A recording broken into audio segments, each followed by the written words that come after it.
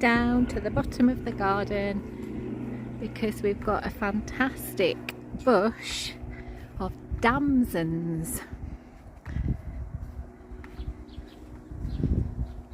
And here they are. So we're going to try and get the loppers, not lop any branches off or anything, but try and agitate the damsons into my bucket because I'm going to make some jam this afternoon.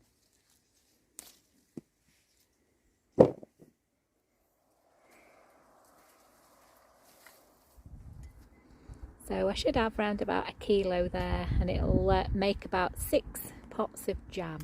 So I'm left with this after removing the stones, and there is a lazy way of making damson jam where you can actually leave the stones in, but I don't like to do that. It's as though, you know, you can advise your guests and anybody who's eating it that they will be stones in the jam, but to be honest I don't fancy chipping any teeth, so I just take the time to remove the stones.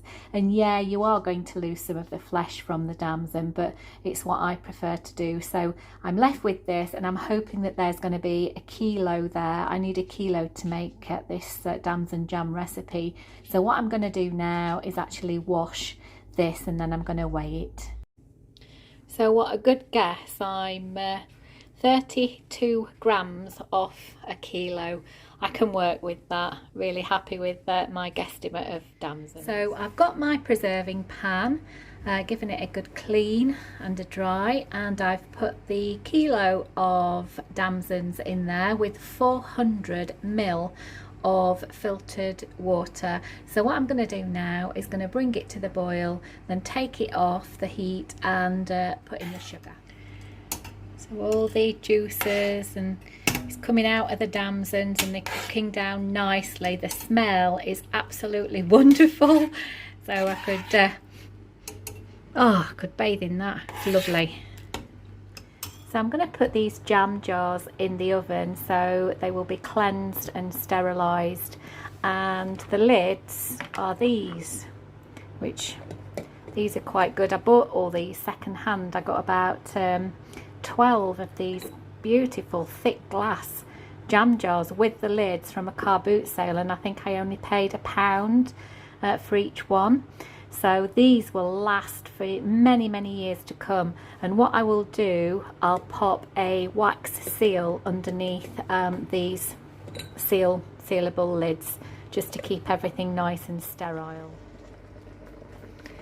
So what I'm going to do now is, because the damson skins are softening, I'm going to turn down the heat, and I want this mixture to reduce by 1/3.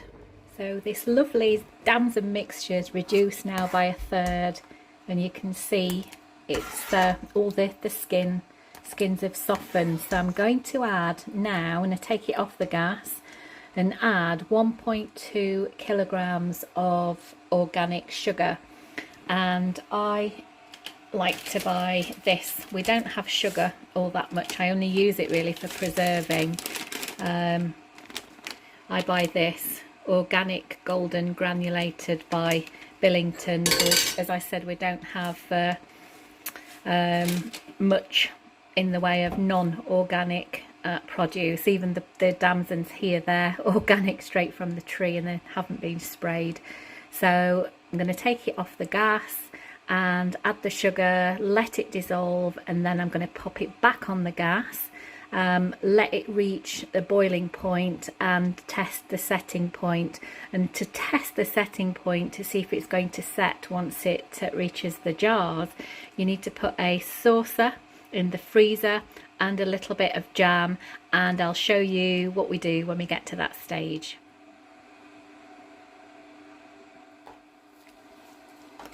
I'm giving it a good old stir to allow the sugar to melt. You don't want any gritty crystallized sugar in your jam, so you need to make sure that it's all stirred in very well, and so that it all dissolves. If you want to ensure that everything is dissolved, you can actually put your sugar in the oven for a short while, and this will heat it up and it'll make it dissolve a lot more quickly. But I don't like to do that. I'm just happy just to stir away until it's all the grains have dissolved. To enable you to see if all the sugar has dissolved, if you just pick a spoonful up, see there's still some crystals there on the edge of the spoon, so I'll keep on stirring for a little while longer. And you can see now all the sugar has dissolved, so it's time to pop on a high gas, bring to the boil, and then check the setting point. So as it's boiling, you'll see that some white pinky scum has formed on the top, so we need to skim this off with the spoon and discard it.